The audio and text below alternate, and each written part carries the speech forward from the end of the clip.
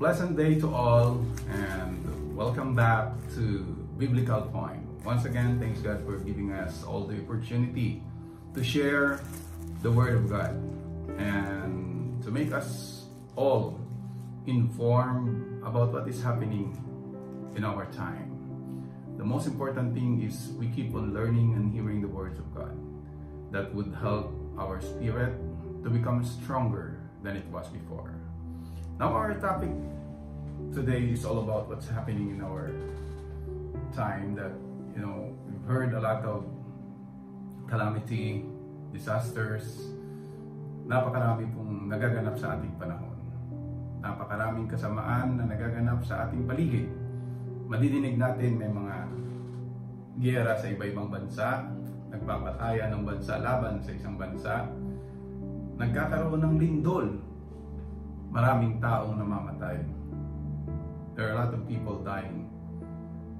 Nagkakaroon ng mga sakuna, mga aksidente sa motorsiklo, sa sasakyan, sa himpapawid, sa eroplano, at kung saan-saan pa. Maraming patayan na nagaganap, hold up, krimen, isang grab driver, ninakawan at saka pinatay. Meron naman tinatapon kung saan-saan. Meron naman namamatay sa baha. Ang dami pong mga pangyayari sa ating paligid, mga kababayan. Ano ba ang biblical point? Ano ba ang sinasabi ng Biblia? Why is this happening in this present time? Ganito po kasi ang sabi sa Biblia, mga kababayan. Sa isang talata ng Mateo 24 at 4, may ganito pong pahayag. At sumagot si Jesus at sinabi sa kanila, mag-ingat kayo na huwag kayong mailigaw ni numan, sapagkat marami ang magsisipa rito sa aking pangalan na mga magsasabi, ako ang Kristo, at ililigaw ang marami. At mga kakarinig kayo ng mga digmaan at mga alingaw-ngaw ng mga digmaan. Ingatan ninyo na huwag kayong magulumihanan, sapagkat kinakailangang ito'y mangyari datapwat hindi pa ang wakas.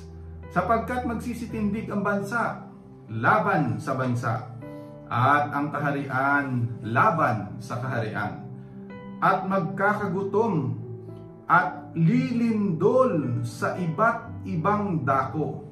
May sinabi ang ating Panginoon sa Kristo 2,000 years ago, mga kababayan, nung nagtanong ang kanyang mga apostoles, ang kanyang mga alagad, at sabi, samantalang sila ay nakakaupo sa bundok ng mga olibo, ay nagsilapit sa kanya ng bukod ang mga alagad at nagsisipagsabi, sabihin mo sa amin, kailan mangyayari ang mga bagay na ito, at ano ang magiging tanda ng iyong pagparito at ng katapusan ng sanlibutan? At sumagot si Jesus, mga ingat kayo. So mahalaga po pala ang pag-iingat, mga kababayan, na para wag tayong mailigaw ni numan. Yun ang unang-unang premise ng ating Panginoon sa Kristo. Hindi naman natin may kakaila. We cannot evade that, in our time, napakarami na pong nagpapakilalang sila ang totoo, sila ang tama, nagpapakilalang sila ang may daladalang Kristo.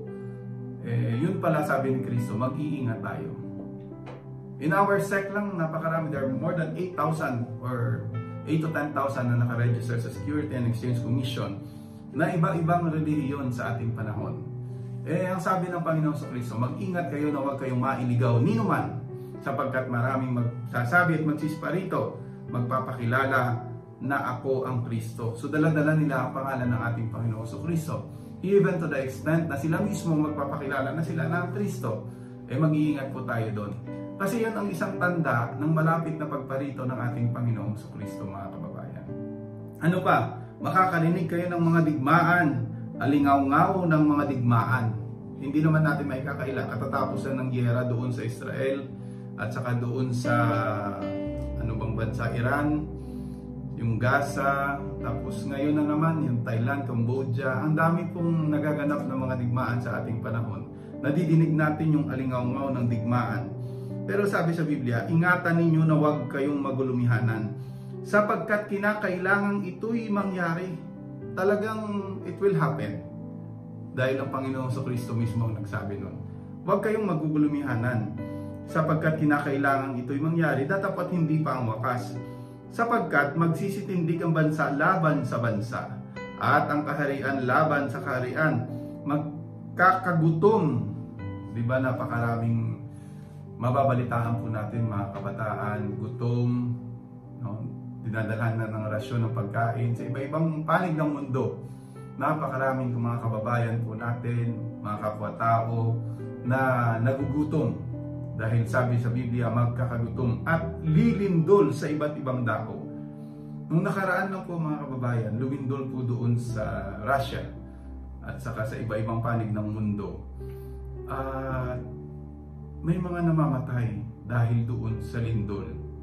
Ano ba ang dahilan ng lindol, mga kababayan? Kung Biblia po ang informasyon ng Biblia ang ating pag-aaralan, ano ba ang dahilan ng lindol? Pakinggan po ninyo. Sa isang talata ng Job, ganito po ang sinasabi ng Biblia, mga kababayan. At atin pong pakinggan. Sa Job 9 at 5 hanggang 7, ganito po ang sinasabi ng Biblia. Ito nyo pong pakinggan. Na siyang naglilipat ng mga bundok at hindi nila nalalaman. Yung siya na tinutukoy po dito, Panginoon natin mga kababayan. Pagka nililiglig niya sa kanyang pagkagalit, na siyang umuuga ng lupa sa kanyang kinaroroonan, at ang mga haligi nito ay nangayayanig. Yun palang lindol mga kababayan. Nililipat ng Diyos ang mga bundok nang hindi natin nalalaman pagka nililiglig niya dahil sa kanyang pagkagalit. Kaya makita natin sa bundok, pagka nililiglig yung bundok, nang lumilindol, nalalaglag yung mga bato, no, yung mga pundasyon nun talagang nayayanig. Siyang umuuga ng lupa sa kanyang kinaroroonan, at ang mga haligi nito ay nangayayanig. Na siyang umuuga ng lupa, yun palang lindol, inuuga pala ng Diyos ang lupa, mga kababayan. Kaya kahit sabihin natin na gaano pa kalakas yung itinayo nating gusali, pagka it's an act of God, wala po tayong magagawa doon. Dahil yun ang pinakamakapangyarihan na lumikha ng lahat ng mga bagay, mga kababayan. Na siyang nag-uutos din sa araw at hindi sumisikat, at nagtatakda sa mga bituin. Pati po palang araw, pwedeng utusan ng Diyos na huwag sumikat. Kaya minsan makikita natin, anong oras na, makulimlim pa rin, madilim pa rin. Kaya palang utusan ng Diyos pati yung araw. Lalo naman yung bundok, kaya niyang ligligin yung bundok, kaya niyang ilipat yung bundok sa kabilang bundok dahil sa kanyang pagkagalit. Kaya maintindihan dapat natin mga kababayan, pagka lumilindol po pala, isang dahilan po nun sa Biblia, nagagalit po ang Diyos sa atin. Ngayon, kung tayo naman po'y may takot mga kababayan sa Diyos, dapat sikapin natin na wag magalit ng Diyos sa atin. Anong dapat natin gagawin? Yun ang ating mga pag-aaralan dito po sa Biblical Point. Nang sa gayoy, maiwasan natin yung mga matitinding lindol, yung mga sakuna na nangyayari sa atin. Pati yung tsunami, mga kababayan, nasa Biblia po yun eh. Pakinggan po ninyo. Sa isang talata ng Amos, sa 9 at 6, ganito po ang sinasabi ng Biblia, mga kababayan. Siya na gumawa ng kanyang mga silid sa langit at kumatha ng kanyang balantok sa lupa, siya na tumatawag ng tubig sa dagat at ibinubugso sa ibabaw ng lupa. Panginoon ang kanyang pangalan. Siya din pala ang tumatawag sa tubig sa dagat at ibinubugso niya sa ibabaw ng lupa. Kaya pala nagkakaroon ng tsunami mga kababayan. Pagka nagagalit ang Diyos, nililiglig niya ang lupa dahil sa kanyang pagkagalit. At yung dagat po pala, yung tubig sa dagat, kayang utusan ng Diyos at ibugso sa ibabaw ng lupa. Kasi yung dagat mga kapatid, may hangganan po yun dapat. Kung hanggang saan lang nandun siya sa lupa, hindi siya pwedeng lumampas dun eh. Kasi binigyan ng Diyos ng utos, pati yung tubig na huwag kang lalampas dyan, hanggang dyan ka lang. Pagka nagagalit ang Diyos, siya pala ang tumatawag ng tubig sa dagat at ibinubugso niya sa ibabaw ng lupa. Yun nga yung tsunami, mga kababayan. Panginoon ang kanyang pangalan. Nagpapakita yun na talagang may Panginoon. Na huwag tayong mamihasa sa paggawa ng kasamaan, na huwag tayong magmatigas ng ating mga puso, no? Sa pagkatha at paggawa ng kasamaan, dahil mayroon palang Panginoon na makapangyarihan, na kayang lumiglig ng lupa, kayang lumipat ng bundok sa kabilang bundok, at kayang tumawag o mag-utos sa tubig mula sa dagat at ibubugso niya sa ibabaw ng lupa. Kasi ang boundary kasi ng dagat sa lupa, mayroong hangganan yun sa Biblia. Pakinggan po ninyo. Sa isang talata ng Kawikaan, sa 8 at 29, ganito po ang sinasabi ng Biblia, mga kababayan. Inyo pong pakinggan. Nang bigyan niya ang dagat ng kanyang hangganan upang huwag salansangin ng tubig ang kanyang utos, nang kanyang iayos ang mga patibayan ng lupa. Sabi sa Biblia, binigyan pala ng Diyos ang dagat ng kanyang hangganan. Kaya makikita nyo dun sa shore, yung dagat, makikita nyo kahit gaano kalalim yung dagat doon sa dulo. Pagdating doon sa ating shore, sa lupa, mayroon na siyang certain na kung hanggang saan lang yung tubig. Minsan, pagka high tide, ayun, lumalabas ng konti, pero hindi umaabot sa mga kabahayan, sa mga gusali. Pero kahit binigyan ng Diyos ng hangganan pala, no, yung dagat, no, upang wag salansangin ng tubig ang kanyang utos, pwede rin palang magka-tsunami pagka inutusan naman ng Diyos ang tubig mula sa dagat at ibubugso niya sa ibabaw ng lupa. Yan ang dapat nating makita, mga kababayan, na pati ang tsunami, hindi pa tayo pinapanganak, nasa Biblia na po yun. Yung lindol, nasa Biblia din po yun. At walang ibang dahilan po, kundi gawa po ng Diyos yun.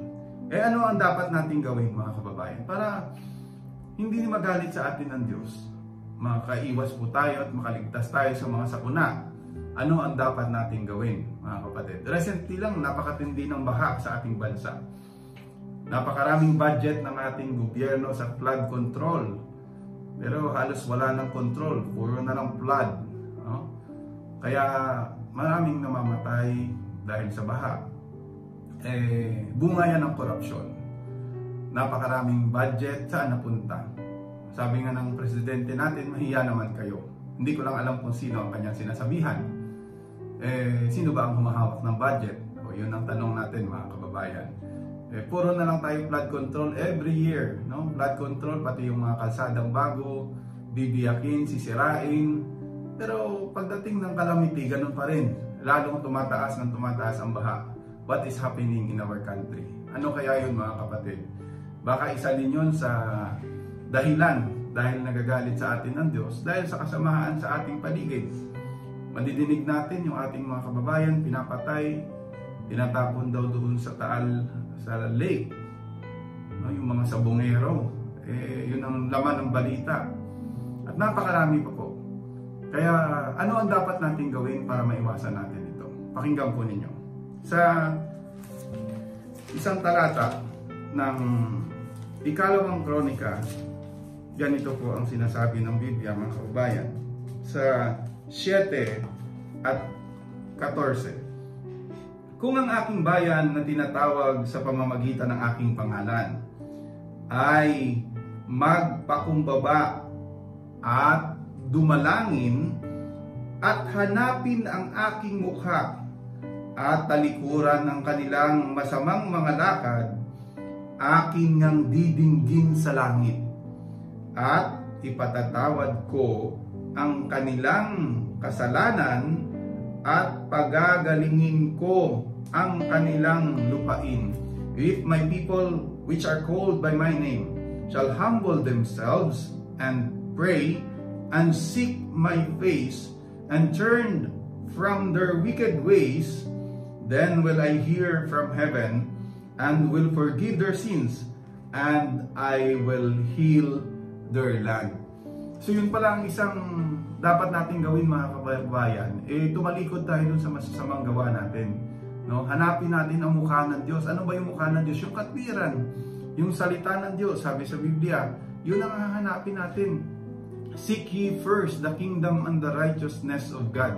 Pag hinanap natin yung katwiran ng Diyos, yung mukha ng Diyos, tatalikod tayo sa ating masasamang lakad, sa ating mga bisyo, sa ating mga kalayawan, sa drugs, sa kung ano-anong kasamaan sa ating paligid, yung inggit sa kapwa. Tatalikod tayo doon sa lahat ng kasamaan.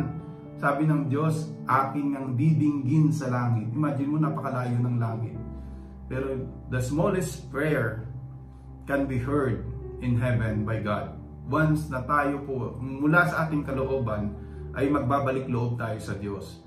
No? Tatalikod tayo doon sa masamang lakad, hanapin natin yung mukha ng Diyos o yung katwiran ng Diyos na sinasabi sa Biblia. Sabi sa Biblia, pagagalingin ko ang kanilang lupain. I will heal their land. Bunga ng baha, napakaraming mga property ang nawasak, hanap buhay na nawalan, yung mga kababayan natin, mga nasunugan, sa kabila ng mga nangyayari sa ating paligid, no? Nagkakaroon ng kagutom, uhaw, kawalan ng trabaho, lahat ng yan mga kababayan. Pag sama-sama po pala tayong magbalik loob sa Diyos, ay sabi sa Biblia, akin ang didinggin sa langit, sabi ng Diyos. Pagka tayo po'y mananalangin at ipatatawad ng Diyos ang ating mga kasalanan at pagagalingin ng Diyos ang ating mga lupain. So kung gusto nating maging maayos ang ating bansa, no, gusto nating gumaling ang ating mga lupain, dahil sa napakahirap natin, malay natin, baka bumaba pa yung kilo ng bigas. Kagaya nung unang panahon dito sa atin, even yung ating currency ng dollar natin, dati piso, 2 peso to $1. Napakataas ng ating value before. Malay natin, pagalingin ng Diyos ang ating lupain. Kung tayo po sama-sama na magbalik loob sa Diyos, tumawag sa Diyos ng buong puso, na mangangakong tatalikod tayo sa ating mga masamang mga gawain, at didinggin naman ng Diyos ang ating panalangin at pagagalingin niya ang ating mga lupain. Alisin natin mga kababayan sa ating mga puso yung mga inggit, yung galit, yung sama ng loob, yung masamang hinala, masamang balak. Matuto tayong magpatawad. Learn to forgive. Because the only way for you to be forgiven, you should learn how to forgive first.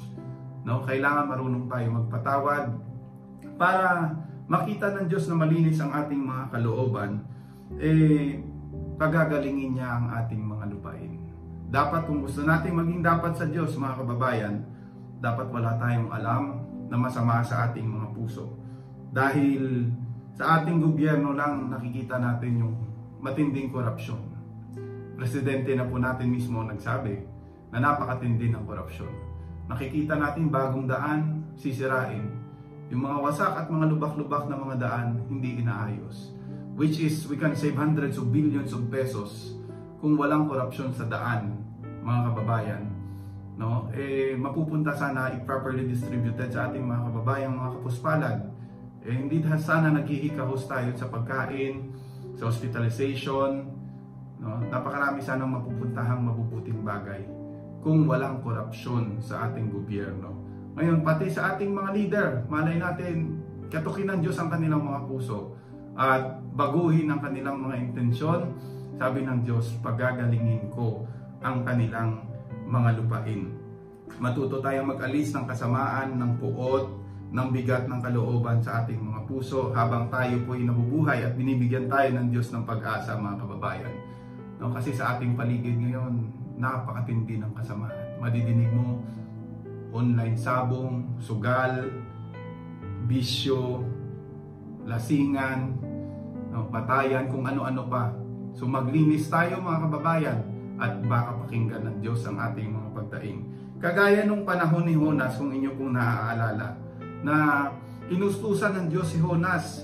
Sabi niya kay Jonas, mangaral ka doon sa Ninive kasi kung hindi gugunawin ko ang Ninive sa 4 na araw. Within 40 days, gugunawin ng Diyos ang Ninive. Nutusan ng Panginoon si Jonas na mangaral doon sa Ninive. Kaso ang problema, hindi naman pumunta si Jonas doon sa Ninive, pumunta siya ng Tarsis. ano kaya ang dahilan bakit instead na pumunta siya ng Ninive, sa Tarsis pumunta si Jonas? Si Jonas po sa Biblia actually ay isang dakilang propeta na maituturing. Pero bakit hindi siya sumunod sa Diyos nung inuutusan siya na pumunta siya doon sa Ninive dahil gugunawin nga ng Diyos? Ano kaya ang dahilan, mga kababayan? Pakinggan po ninyo. Sa 3 Gs ng Jonas, may ganito pong sinasabi ang Biblia. At nakita ng Diyos ang kanilang mga gawa, na sila'y nagsihiwalay sa kanilang masamang lakad, at nagsisi ang Diyos sa kasamaan na kanyang sinabing gagawin sa kanila at hindi niya ginawa. Yung Diyos pala ng Biblia, mga kababayan, nagsisisi po pala siya. Nagsisisi siya sa kasamaan na kanyang gagawin na sinabi sa kanila. Sabi niya kay Jonas, gugunawin niya kasi within 40 days Kaya si Jonas, sinugo niya doon sa Ninive. Ito naman si Jonas, ayaw naman pumunta ng Ninive. Pumunta siya ng Tarsis. Bakit kaya? Di ba propeta siya ng Diyos? Dakilang propeta ng Diyos. May dahilan po yun, mga kababayan. Kaya nung sumakay siya ng barko papuntang Tarsis, binagyo sila ngayon. Nagkaroon ng kalamidad, di nila alam kung kanino nang gagaling. Nagkaroon sila ng buto-butuhan kung sino kaya ang dahilan ng bakit may bagyo, no? Ngayon si Jonas nagsabi, tapon niyo ako at maaalis ang puot ng kalikasan sa inyo. So tinapon nila siya sa dagat, sinalo naman siya ngayon ng isda para maganap yung gusto ng Diyos na mangaral siya doon sa Ninive. Dinala siya doon. Nung nandoon na siya, dahil 3 araw kung bago lakarin yung Ninive, nagdadaldal si Jonas doon. Sabi niya, gugunawin na kayo within 40 days lang. Kaya kailangan magsisi na kayo. Inaantay naman ni Jonas na gugunawin ng Diyos yung Ninive. Nung hindi na ginunaw at nakita ni Jonas na wala namang nangyayari, nagalit pa tuloy si Jonas sa Diyos. Ang sabi niya ganito, ngunit naghinanakit sa 4:1, naghinanakit na mainam si Jonas at siya'y nagalit pa siya sa Diyos. Bakit? Ano sabi niya? At siya'y nanalangin sa Panginoon at nagsabi, ako'y nakipanayam sa iyo, O Panginoon. Di ba ito ang aking sinabi? Nang ako'y nasa aking lupain pa, kaya't ako'y nagmadaling tumakas na patungo sa Tarsis, sapagkat talastas ko na ikaw ay Diyos na mapagbiyaya at puspos ng kahabagan, banayad sa pagkagalit at sagana sa kagandahang loob, at nagsisisi ka sa kasamaan. Nagalit ng husto si Jonas sa Diyos kasi nga hindi naman ginunaw lalabas para bula ang propeta siya na sinasabi niya na magugunaw, tapos hindi naman nagunaw. Nagalit siya ng husto.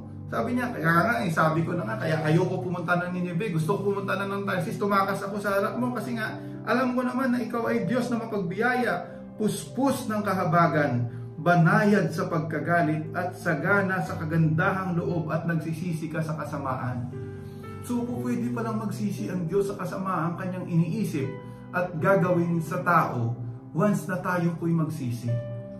Dahil ang Diyos banayad sa pagkagalit, puspos ng biyaya, sagana sa kagandahang loob. Hindi naman kasi alam ni Jonas na dahil sa kanyang pangangaral, dahil sa napakahusay mangaral ni Jonas, nagsipagsisi ang mga taga-Ninive, pati ang mga hari. Kung inyo pong babasahin, sabi sa Biblia, ganito po ang sabi sa Biblia, mga kababayan. Kung uumpisahan niyo po sa 3, at pumasok si Jonas sa bayan na may isang araw na gumagala at siya'y sumisigaw na nagsasabi, 40 araw pa at ang Ninive ay mamawasak. At ang bayan ng Ninive ay sumampalataya sa Diyos. Dahil doon sa pangangaral ni Jonas, yung bayan ng Ninive sumampalataya sa Diyos.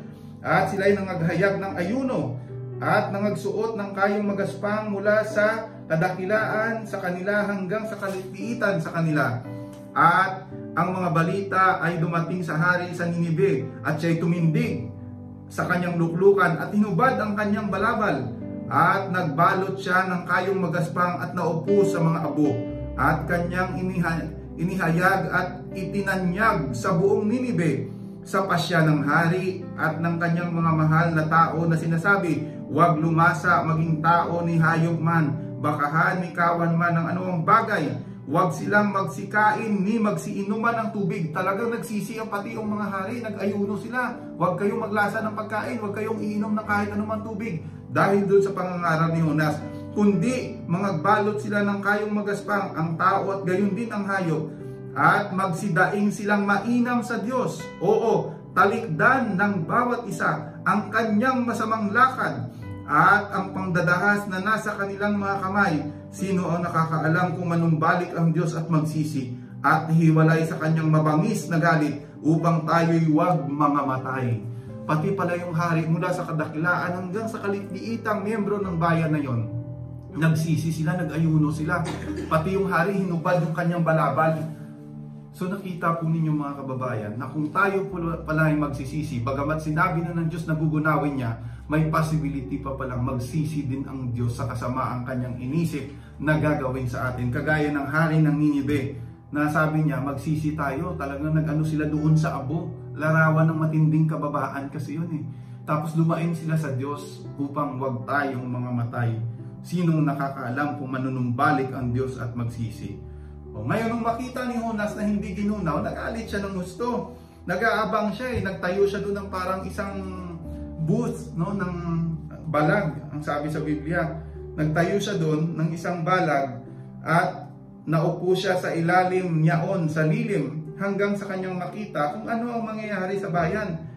Pero ang ginawa ng Panginoon, naghanda ang Panginoon ng Diyos ng isang halamang kikayon at pinataas sa itaas ni Jonas upang maging lilim sa kanyang ulo, upang iligtas siya sa kanyang masamang kalagayan. Sa gayoy, natuwang mainam si Jonas dahil sa kikayon. Nagpatubo ngayon ang Diyos ng kikayon para may masilungan si Jonas, maliliman siya.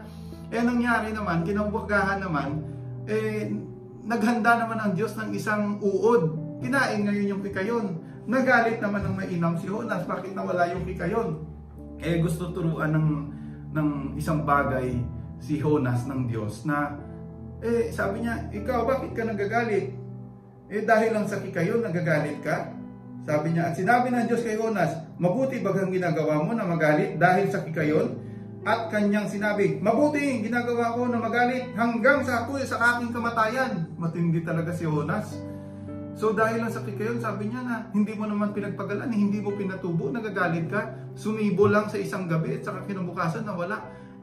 Ano pa kaya, sabi niya, hindi baga ako manghihinayang sa Ninive, sa malaking bayang yaon na mahigit sa 120,000 katao na hindi marunong magmuni-muni ng kanilang kamay at ng kanilang kaliwang kamay at marami ring hayop? Hindi kaya panghihinayangan ng Diyos yung mahigit 100,000, 120,000 mahigit na tao? Ikaw nga, sabi ng Diyos, nanghihinayang ka sa isang kikayon lang, nagagalit ka. Hindi kaya ako manghihinayang doon sa mga kaluluwa na yun na mahigit 120,000 na hindi nila alam yung kanilang kanang kamay o ang kaliwang kamay. Binasan sa English, no? Wherein are more than 6,000 person that cannot discern between their right hand and their left hand. Hindi pa nga nila ma-discern yung kanilang right hand o left hand. Ibig sabihin nun, yung kaliwa at saka kanan, yung tama at saka mali, hindi pa nga nila alam yung tamang paggawa at saka maling paggawa. Kasi nga maraming inosente din doon. Yung kamay kasi larawan po ito ng paggawa. Hindi nga nila alam yung tama at saka mali. May mga taong gano'n na nandoon sa Ninive, mga kababayan. Kaya binigyan ng Diyos ng pagkakataon yun. Nagsisi ang Panginoon sa kasamaang kanyang gagawin. Kaya tayo po, kung magsisisi din po tayo, may pag-asa po tayo sa Diyos, mga kababayan. At ang dapat natin gawin, ito, isang talata, pakinggan po ninyo.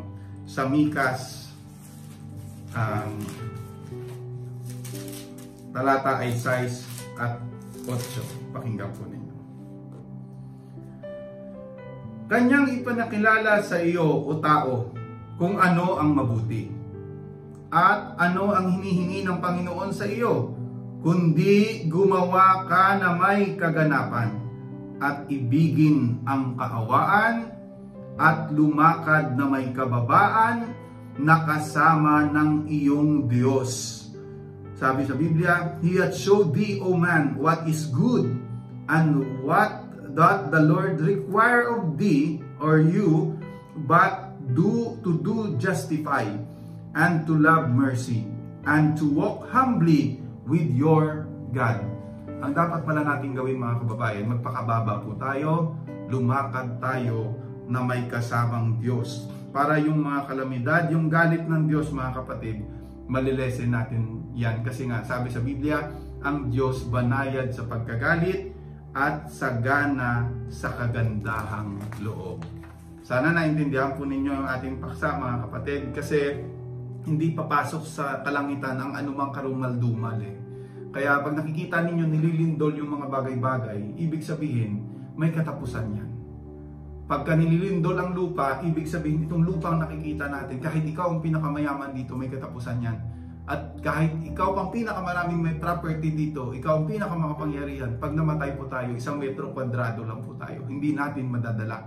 Kaya habang may panahon, sabi nga sa kanta, habang may panahon ika'y magbago, pagmamahal sa kapwa'y isipin mo. Habang may panahon, dapat magbago po tayo mga kababayan, lumakad tayo na may kasamang Diyos. At kapag nakita ng Diyos na tayo po'y tumalikod sa ating mga masasamang mga gawa, nagsisisi din ang Diyos sa kasamaang kanyang iniisip na gagawin sa ating kagaya sa Ninibe. Kaya napakahalaga po ng pangangaral ng salita ng Diyos, kagaya ng ginawa ni Jonas mga kababayan eh. Pero ayaw niya kasi nung una mangaral dahil iniisip niya, hindi naman gugunawin ng Diyos yan. Napakabuti ng Diyos. Matindi ang kagandahang loob ng Diyos eh. Kaya pumunta siya ng Tarsis. Pero nung napangaralan niya, pati yung mga hari nagsisi, pati yung mula sa kadagaan hanggang sa kalilihitan nagsisi, nagbalik loob sa Diyos. Mga kababayan, sabi ng Diyos, pagagalingin ko ang kanilang mga lupain. Maraming salamat po sa Diyos mga kababayan, and that is our biblical point today of what is happening in our time. No? Kaya sana sama-sama po tayo, magtulong-tulong tayo na magbalik loob at manalangin sa Diyos. Salamat po sa Diyos. Magandang araw po.